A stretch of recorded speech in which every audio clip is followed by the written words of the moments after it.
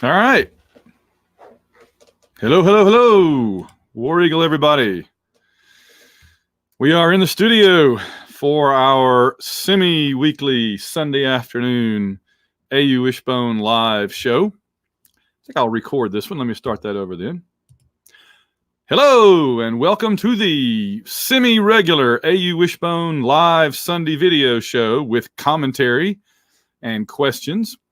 And I will be joined, I'm sure, momentarily by John Ringer. I'm Van Allen Plexico. And I've done a couple of things. Oh, I see John. I was going to say I've done a couple of things. One thing, I've made our little logos down here orange. Very exciting. And two, I remembered to invite John this time. So let's bring him aboard. Welcome aboard, John. Yeah, there he is. Thank you for inviting me. All right, let's see if we can get your audio synced. Can you hear me? I can hear you. Can you hear me?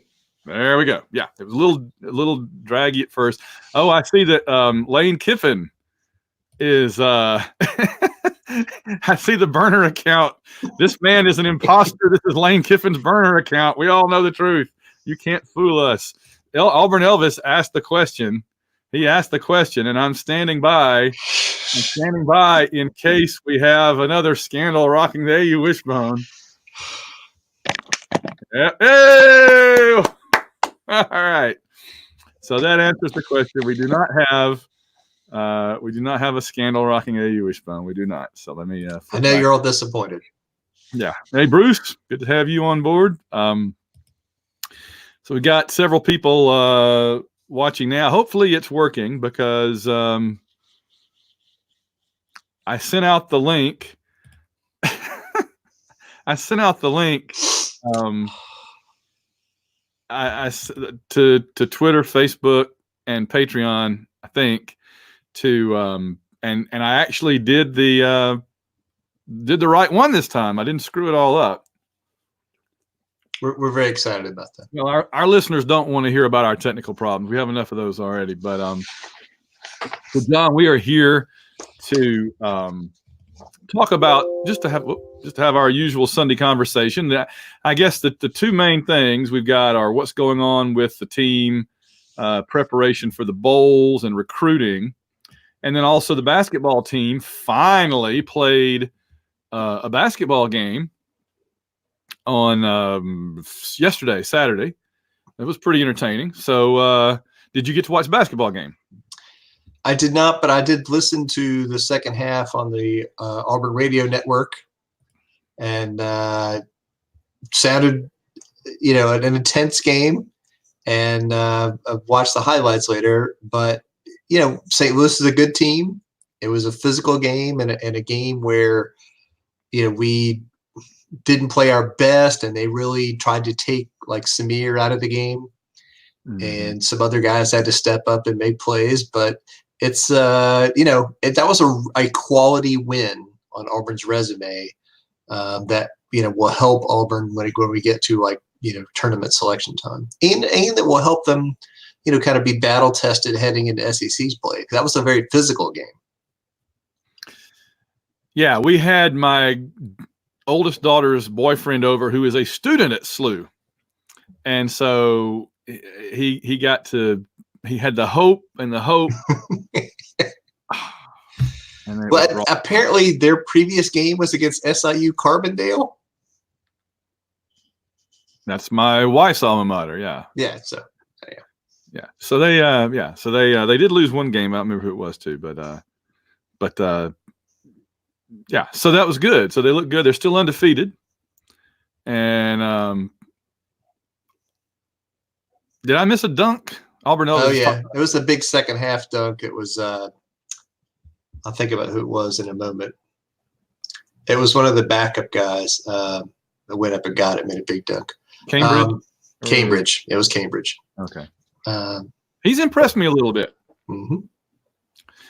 It feels like we've replaced, our three awesome players and a couple of mid-level players with certainly one awesome player in Okoro, and it seems like we have 5 or 6 new guys that they're not Bryce Brown as a senior, but they're they can play. They can play at SEC level and be competent players, and they don't have to be stars and carry the team. But you need guys that can play and give you minutes on both ends of the court and make plays. And guys like Cambridge and Johnson, can absolutely do that. I think, as you said, Okoro is kind of the star of the new guys. But you add him to Samir and Javon, who's had a great assist to turnover ratio over the course of the season, but yesterday had to step up his scoring and did it. Kind of was less unselfish, and kind of made some more shots. So I think, you have Samir, you got the big inside guys. I mean, I think Anthony McLemore probably played his best game yesterday, maybe, in my opinion, of the year. Like, just rebounding at both ends, making plays at both ends, blocking shots, altering shots, and and I think he had an open 3-pointer and stuff too. So he contributed. It just seems like we're shooting terribly. We're not shooting free throws very good, and all of our other shots are not so good. I keep thinking, well, every team gets into these stretches where the shooting's not so good, but it doesn't seem to be correcting as fast as I would like. It part might be that that was only our second game in like 3 weeks. Yeah. We need to play more games, and that's going to happen. It's going to happen. We're going to get to January. It's going to be twice a week, all the time. So one thing is, I think this team just isn't as good a shooting team as last year's team. Like that was a great shooting team, and they're just not going to be as good at shooting. But the second thing is the foul shooting is a concern when we're getting to close games against good teams. So we were lucky we were playing a team even worse than us at free throw shooting yesterday. I think they were the worst. But we were right there with them, man. We were like, you made the worst. Yeah. So they said that it was something like 53%, and Hunter, it was over with us. He thought they said 3%. He's like, we're only shooting 3%. Like, you got to be pretty bad to shoot 3%. But it felt like 3% there for a while by both of them. So, but the thing that was amazing to me was, and this is what we've been doing all season, even when we're not making shots, even when we're not scoring very much, the defense and the rebounds are keeping us, if not in the lead, keeping us around, right? I mean, we, close to halftime, SLU had 19 points. 19 points. Mm-hmm. I'm like, this is a Division I basketball team that's not bad, and it's almost halftime, and they've got 19 points. So even if we only had like 22, I mean, we're just imagine if we were scoring, we'd look like some of those great Duke teams or something, because we're holding teams so far down. If we could just score at the same time, we would be a force. We don't have. We're like the 2006 football team. They had a great defense and they'd win games like 14-7. Yep. So, well, let me see what else is. Because well, that's true. But we get my thoughts back. But yeah, they I don't know. I just feel like the team has a lot of potential. It's just got to get in the flow better a little bit. So, but anyway, and we've got a couple more teams coming up before we get into the SEC schedule. I know we've got like NC State later this week. Yeah, so big revenge. Yeah. Now their basketball team is worth our attention. Their football team. Their football team is a giant sucking void of all football interest. It's a black hole. Like here's NC State football team. Here's football interest, and it just goes. But the basketball team, they beat us last year. So let's see what else is going on, because we got other stuff going on. We got somebody talking about Chad Morris. You were talking about Chad Morris? Yeah. I was just about to flip over here and say how the Chad Morris fan club is checking in, William. And also somebody noted that Johnny Caldwell noted that War Eagle, that how about Derek Brown's going to win the bowl game? Have we heard about Marlon? No, I haven't heard officially. Derek Brown was the one that I think that's all the pressure was on to not play. And again, if something happened and he chose not to play, like I don't blame him. He's got to look out for him and his family and do the best thing for him. So I'm not ever going to fuss about players that, that are not playing in an exhibition game. It's not the playoff. It's an exhibition game against Minnesota. So, but he said he was going to play and he's going to play. So it's huge that Derek Brown's going to play in the game. Obviously he makes a big difference that he's on the field. And I think he will inspire, the rest of the defense to play a good game and stuff. So I think it's really big for Auburn, obviously, that he does that. And it could be a showcase for him where he can go out and have a big game, but it's also, I will be legitimately scared for him until the game is over. Like it's very important that he gets off the field, healthy at the end of that game and walks away. Is it strange that I just find the whole thing, I don't understand not playing in a game. Why not? If Derek Brown's going to be a first round draft selection, why didn't he just leave the team after the third game? Why play in the Alabama game? If you're on the team, it seems like you play the games. But I think NFL scouts want to see you play against really good players who are going to play in the NFL also, basically. And they have seen that from Derek Brown. There's nothing in the bowl game that's going to change their evaluation of him. He isn't going to move up or down either way. So in some sense, all the risk is downside risk, negative risk, where he could get injured. There's a linebacker that played for Notre Dame, I'll think of his name in a moment, who plays on the Cowboys now, who in the Fiesta Bowl a couple years ago when Notre Dame played Ohio State, he 100% would have been a mid-first round pick. He tore his ACL in that game. And the Cowboys ended up taking him with like a fourth round pick. Cost him money. And it cost him a bunch of money. And again, he spent a year rehabilitating, and then now he's a great player, and he's going to make a bunch of money in his second contract. But there was risk there, and it really hurt him. And so I think, that's the reason. Like there's no, in terms of Derek Brown's future careers, there is no upside of playing in the game. It's just, he wants to play because he wants to play with his teammates one more time, basically. It just seems odd to me to pick and choose. I don't know. I understand exactly what you're saying. I just feel like that applies to the Iron Bowl too. But your point about the dropping out. One of the younger Bosa was at Ohio State last year, and he basically did that. Like he got banged up midway in the season, and so basically said, "I'm done." He didn't come back, and he was like he was the equivalent kind of Derek Brown last year. He, was the best defensive lineman in the country, and he didn't come back. So. Let's see, a couple of Johnny asked, do y'all think Nick Coe, will he be back next year?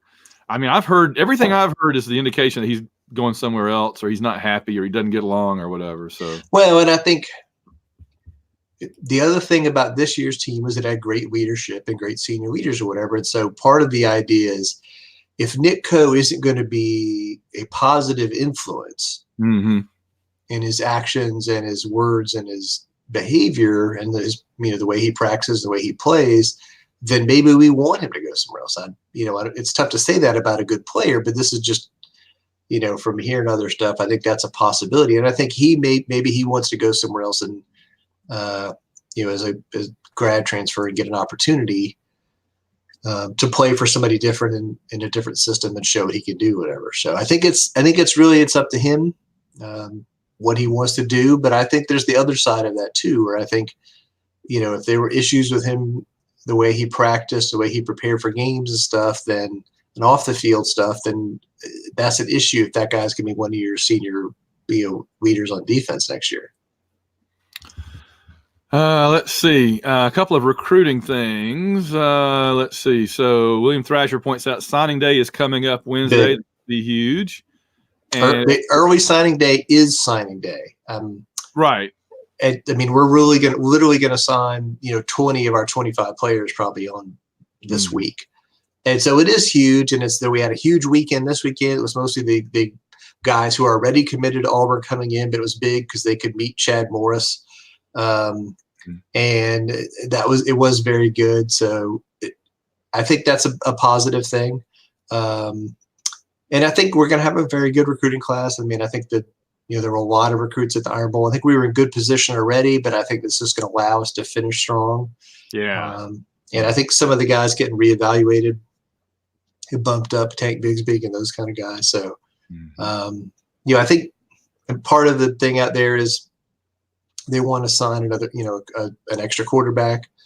But the headliners are going to be the offensive linemen. That's what everybody's going to be looking at. So, can we finish? Rodney Gardner always does this thing at the end where he grabs one or two more defensive linemen, kind of at the end that nobody saw coming. And I think there's some of that out there too. Yeah, and it sounded like, we lost the one guy to Alabama that I think was going to Alabama all along, and I felt like we ended up sort of getting the upper hand on him anyway. He was trying to do the old switcheroo at the last minute, but I did see, a little while ago that one of our recruits, as William kind of says here, one of our recruits who was kind of safely in the class, he just said something to the effect of, wait till you see what's coming up on Wednesday, you're going to be surprised or something. So that sounds promising, right? Like there's somebody they brought in that's another lineman maybe or something, or. I mean, I think there's some guys that they've been recruiting that, haven't made a decision yet that that could really matter. In terms of Auburn Elvis's question, not that I have heard. It may have happened and I may have missed it, but I don't think so. Yeah. Let's see. In terms of our big players, we've got Tank Bigsby went up to a 5-star. We've got some linebackers, I believe, in this class. In fact, I just saw that the. All right, this is great. This is great video. I'm gonna look up the signing class members so I can. But I believe that I saw that really good line. Remember, we had like 4 linebackers. We were. Oh yeah, UGA hired Matt Luke. Yeah, thanks. That's right. Yes. That's right. So they're all just switching around. But no, I believe I was reading that that there were like 4 linebackers we're looking at, and we basically said whoever grabs the brass ring first gets it, and then somebody's going to be the musical chair, somebody's going to be out. And the guy that ended up waiting is the one that was going to go to North Carolina. And apparently now it looks like he's going to go to Clemson. And they said this will probably jump Clemson above Alabama back into first place again. Yeah. And somebody was asking me, it's like, I don't know what Clemson's doing over there, but whatever it is, it's working. I mean, they're great recruiters. So big guys in this class. Tank Bigsby. All right. Yes. That's what I'm talking about. Again, I could just make it up, or I could actually look at the things and be sure. So, here's the commits we have right now. Basically, 1 quarterback, 1 running back. Tank Bigsby's the 1 running back. 4 receivers and 4-star good receivers. Big. Some of these are really, really good players. Yes. Xavier Capers. Kobe Hudson, those are big time players that a lot of people in the country wanted. So right, 6 offensive linemen, 3 defensive linemen. Jay Hardy is a defensive tackle in that group, who's from Tennessee. Zacchaeus Walker is a defensive end from Georgia, who a lot of people wanted. And then we got a couple of defensive backs. One is, Chris Thompson's a safety from Texas, and Marco Domino is a junior college cornerback from Texas. So I think that, those guys are, guys that could come in and help pretty quickly. Obviously a junior college defensive back, you don't bring them in unless you think they can play. But then at linebacker, we got Wesley Steiner from Warner Robins, Georgia. He's kind of the stud of that group. And we don't need a ton of linebackers because we got everybody coming back, but we're going to take 2 probably. And these are good. these were good too. I mean, you got to get them. Big time players. Yeah, no, those guys are difference makers. So I think, and the biggest thing is the offensive line. I think we got to get guys there. We got guys that can play, but the receiver depth really matters too, because we're losing a bunch of bodies. These may not say like, oh, those guys were all the biggest difference makers or whatever, but there's a bunch of guys who have been on the roster for a few years that are gone, and we're going to need some more players and some future guys that we can develop that could be kind of the stars of the future receiver. Yeah, William says this is Tank is the first overall running back according to a few sites. He's gone up to 5 stars in the last week or two. And again, he's 6 foot 210, 215. And so he's the prototypical size running back you want. I mean, he's not a little guy. He's a big guy who's also explosive and elusive and all that kind of stuff. But he can, make plays and carry the ball up the middle and stuff. So,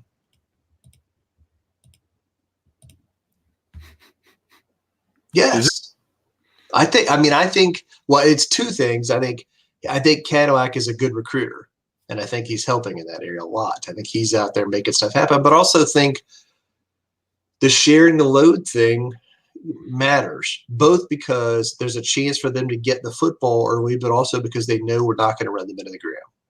It's both those things. Right. Our backfield next year, I mean, we'll have Mark Anthony Richards back, healthy. Yep.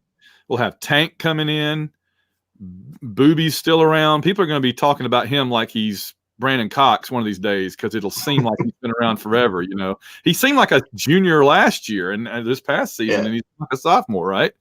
So, and then we'll have DJ, and I mean, the running back situation is looking pretty good. It's hard to imagine just a couple of years ago we were miserably lacking in running backs, and now we're going to be in good shape. So, having Booby, DJ, Shivers, and Tank. And Mark Anthony Rich. Holy cow, man. This is the deepest backfield we've had in a long time. Probably under Gus. Absolutely. I can't remember under Gus having that many good running backs under Tuberville, honestly. I mean, even in 2003 or when did we have Brandon Jacobs? 4. Yeah, we had the 4, but this is like 6 that are, I know there's not like not yet a CADILLAC and a Ronnie Brown there, but this is like, or a Trey Mason in his senior year. But this is, if those guys were 10s, this is like having a bunch of 7s and 8s all at the same time, which is not bad. James Taylor, one of our winners, we're getting our prizes sorted out now. Just signed on. Did you guys speak to the poor high school offensive line recruiting? Well, I think. Well, and by the way, I believe that's. Did we not? Did you say AU falling up? Right? Yeah. Hopefully they'll stay. Well, yeah, that would be great. But I think that we've talked about this a lot. The idea that it was a kind of a combination of factors, including, honestly, I thought that Herb Hand. I don't know that he coached them the greatest ever, and I don't feel like he brought in a whole lot of talent those couple of years. I feel like his years as our offensive line coach saw kind of the sliding down, and hopefully with JB back, it's leveling off and picking back up again. What do you think about that? I mean, I think it's honestly hard to. I mean, I think yes, we have done a poor job recruiting. I think at the high school level, especially at tackle, because I think we have some younger guys who can play at guard, so we'll see next year. But we're signing 6 guys. 3 of them are high school guys, and 3 of them are JUCO guys. So I think the high school guys, we need them to develop. We need long-term players. The guys that can play multiple years down the road. A difference. And I think one of the high school guys maybe has 3 years to play, I believe. So. No, that was a different guy they're looking at. He's not on here right now. So the one issue, one of our JUCO guys got hurt, I believe, and the others aren't coming till fall. Yes. So ideally we'd have had 3 JUCO guys coming in the spring. Yes. We're not getting any of that. So we're really going into the fall either with guys that'll just be playing together for the first time, or with guys already on the roster that didn't hardly play at all this past season. So except for the center, right? We got our center back. Yeah, because he replaced Kim at the end of the year. Yeah, he'll be back at center. So yes, that helps a little bit, but still. So sure. Other stuff about recruiting. Do we have any quarterbacks lined up? I mean, I feel like we need a little depth there. Yeah, no, we have one quarterback committed in there, and they're actually trying hard to get another one. The guy that's committed is from Florida, named Cheo Garnett. Yeah. Dual threat, right? Yep. So 6'1", 205. He's been committed for a while, and they like him. Plays in a similar kind of offense. So, but I think they want to get one more. I mean, obviously Morris's son is out there, but he may not sign where his dad goes because there's talk that he's worried about what's the long-term issues there. So, where? But I think Morris's son is worried that if he signs with a place and his dad leaves to go somewhere else, then what was the point of that? So I think he needs to go where he wants to go for sure. Where it's good for him, but he's not a nice to have guy. He's a guy that like Oklahoma and Southern Cal and stuff won as a quarterback. So he's a good player, and I think we'd be very lucky to get him. They've been trying to get in on a couple other quarterbacks, so we'll see. I wouldn't be shocked. That could be something that if there's some still available in the February period that they wait and go to there for that one. But William Thrasher mentioned Malik, and I'm like, is he still?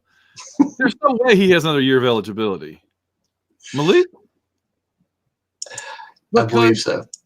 Malik Miller was this on is John looking up stuff again. Keep going. Malik Miller was on the same high school team with Kerryon Johnson as a younger player, but yes, 1 year. There's no way. Did he get the brand new 3-year red shirt? Yeah, Chad's son's a 4-star. Yeah, we would like to have him. Although again, he's not the same kind of quarterback that we keep waiting for the next Cam, and we keep getting the next Chris Todd. I'm just not sure. I'm not sure what the deal is. Here's Auburn Nova says, "What are the odds Colt Seabring?" And I'm glad that people spell his name properly. It is Colt Seabring. Enters the transfer portal and leads Oklahoma. That's it's always a possibility. So I'm just confirming Malik Miller was a junior eligibility wise in this past season. He will be back next year. You don't think he's going to take that lucrative NFL money, right? No, I do not. To go block for somebody else. James says, they've done a nice job on JUCO scene, but really JB is a detriment. See, that's the thing is, I feel like JB has been more of the solution, and Herb Hand was the detriment. Am I correct? Well, I mean, Herb Hand was a problem. JB has improved things, but he's not, a difference maker, I think, in recruiting on the offensive side. I think he's a good technical coach, but I don't think he's somebody out there that's really making a big difference with high school players. So I think down the road, I think it's one of those things where, Chad Morris could come in and help with offensive line recruiting, where he could go around and push that some, but we'll see. Who's out there that we could bring in as an offensive line coach that would make a real difference? I mean, any of the old Pat Dye players or Tuberville players that are now coaches and would be a kind of a Rodney Garner of the OL?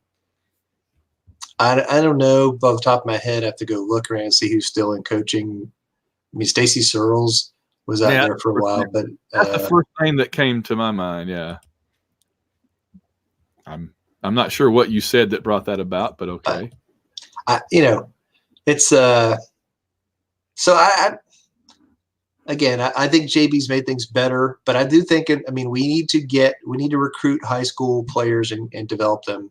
We can't rely on transfers and JUCOs and stuff forever on the offensive line. Yeah. So we'll see what they can come up with. Auburn Elvis asked, and maybe this is one of our last couple of, Ryan Pugh at BYU. Okay, that's thought. But Elvis asked Heisman thoughts. I guess it was at least didn't he just absolutely destroy everybody else? In fact, I was reading that the second place vote getter was Jalen Hurts with like a third or a fourth of his votes. Yeah, no, he broke the percentage record for most first place votes. Burrow did, and I mean, he deserved a Heisman. I don't have a problem with it. I wish Derek Brown had gotten voted to go to New York. That would have been cool. Yeah, well, but other than that, I didn't watch it because it's a boring show, and but no, I don't have any strong feelings about the Heisman and who was there and who deserved it or whatever. So. I didn't. He deserved it. I just didn't have any desire to spend any time watching LSU win something. Yeah, there you go. I just didn't care. So Kendall Simmons, yes, he was a great Auburn player. He is, and he is an analyst now, Williams, right? So that's maybe they're grooming him to be their replacement. That'd be cool. All right. Any last topics or thoughts we haven't covered? Obviously, we, for those, again, as always, we go in depth in the – don't forget this. We got to make up Soundboard Fan Club T-shirts. I have all these ideas for T-shirts, John. I just haven't had the time. But I'm officially at holy cow! I'm officially at – I had to make one appearance. The semester is over now, and so I've got the break. And when I'm not working on Miami Heist, hopefully I can or mailing out prizes to our winners like James. I should be able to put some things together. I want us to get us some T-shirts on a shop somewhere, whether it's Redbubble or there's a bunch of places now you can do that. And so I'll come up with some T-shirt ideas. So any other topics that we're missing? Trying to make a note. I don't know of. I guess. Well, as I was saying, we'll be back on tomorrow night. We'll be recording our show. Go ahead. Yeah, I was going to say making a note fan club. Yeah, I do this on the audio thing all the time. But we can't. Yeah, no, I write down stuff all the time when I'm on the audio show so I can remember. But people can't see it. So we can't see it, right? Yeah, sometimes I type, then it uses so. Yeah. Here's a really good question. I was just saying, we're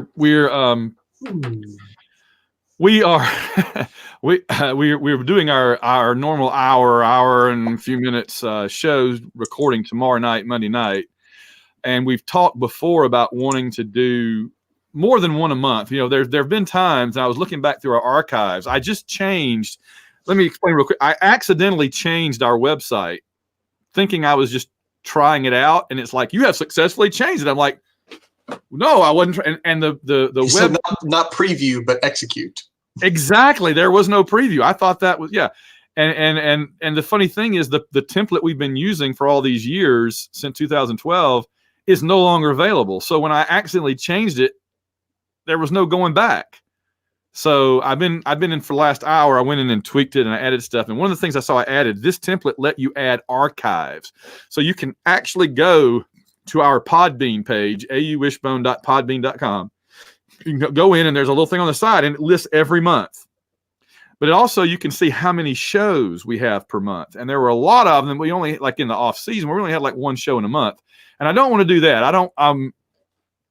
Obviously, we're going to dial it back some, but I'd like to do no fewer than 2 in a month in the off season. And then sometimes more than that, obviously, because we got a lot more listeners now than we used to, and people paying good money to keep us on the air. I'd like to provide them some benefit, So between our occasional video shows and that, so.